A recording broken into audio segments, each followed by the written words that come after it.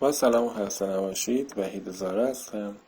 خب تو این قسمت میخوام موقعیت فروش اختیار خرید رو بهتون بگم و جزئیاتی که در هیچ جا گفته نشده.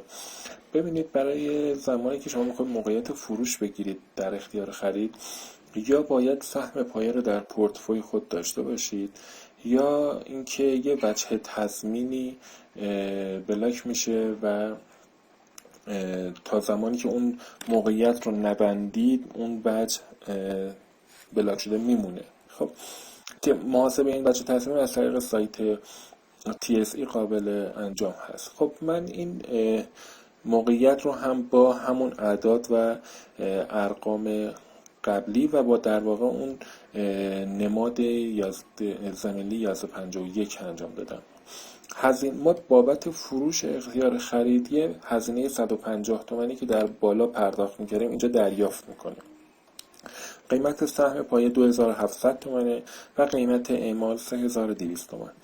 در صورتی ما توی این اختیار در واقع توی این موقعیت سود می‌کنیم که قیمت سهم پایه رشد نکنه، در واقع توی همون حواله 2700 تومان بمونه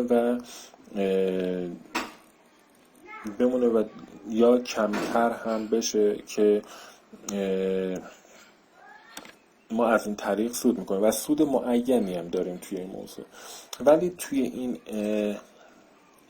در واقع معامله ما زیان نامحدود داریم، یعنی اینکه ممکنه قیمت سهم پایه مثل همون قبل به 4000 تومان افزایش پیدا کنه و ما باید در زمان سررسید سهم 4000 تومانی رو بخریم و به خریدار تحویل بدیم، یا اینکه از سهام خودمون در پورتفوی کاسته میشه و به اون داده میشه. خب حالا ما یه نوسانگیری این وسط میتونیم انجام بدیم که شاید فقط اون برای ما سودسازی کنه. ببینید، اینی که قیمتش الان 150 تومنه، در صورتی که قیمت سهم پایه کاهش پیدا کنه قیمت اینو، حالا من اینو اینجا تغییر میدم تا ببینیم چه تغییری میکنه. اینجا قیمت 2700 تومنه و قیمت این تقریبا 150 تومان در نظر میگیریم. اگه قیمت سهم پایه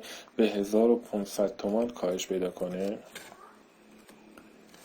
ببینید قیمت رو برای ما صفر در نظر میگیره، چرا که توی بازه زمانی که مانده تا برسه به سررسید احتمال اینکه این سهم رو بشه اعمال کرد تقریبا به صفر میرسه و این قرارداد دیگه ارزش اعمال نداره. پس ما همون البته اینو من اشتباه وارد کردم 1500. خب الان درست وارد شد، قیمتش به سریال تبدیل که همون صفر هست و ما این وسط با خرید همین اختیار میتونیم موقعیت رو ببندیم. یعنی چی؟ ما یه اختیار فروختیم با قیمت 150 تومان و یک موقعیت باز داریم. خب یه موقعیت باز فروش داریم. ما چطور میتونیم موقعیت باز فروش رو ببندیم؟ یا اینکه بذاریم سررسید بشه و قیمت سهم هم که رشد نکرده باشه که این موقعیت خودش بسته میشه، و یا اینکه یک نماد ضمنی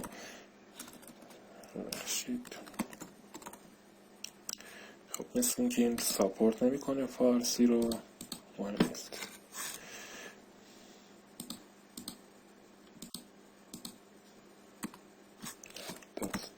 ضمنی 1151 حالا این درست ساپورت نمیکنه، ما اینو بیخیال میشیم. ضمنی 1151 رو بخریم. خب یه دونه فروختیم، یکی میخریم میذاریم سر جاش و در واقع این موقعیت باز بسته میشه. خب اگه بهتون نشون دادم در صورتی که قیمت سهم به 1500 تومان برسه، ما با سریال یا حالا ما میگیم با 1 تومن که بشه 10 ریال، با 1 تومن ما میتونیم این موقعیت رو ببندیم و 149 تومان توی اون سود کردیم. خب فکر کنم متوجه شدید که چقدر میشه در صورتی که درست تشخیص بدیم که چه اتفاقی میخواد برای سهم بیفته، ما چقدر میتونیم توی این اختیار سود کنیم. بذارید ببینم چیزی برای توضیح نمونده باشه که خیر. موفق باشید.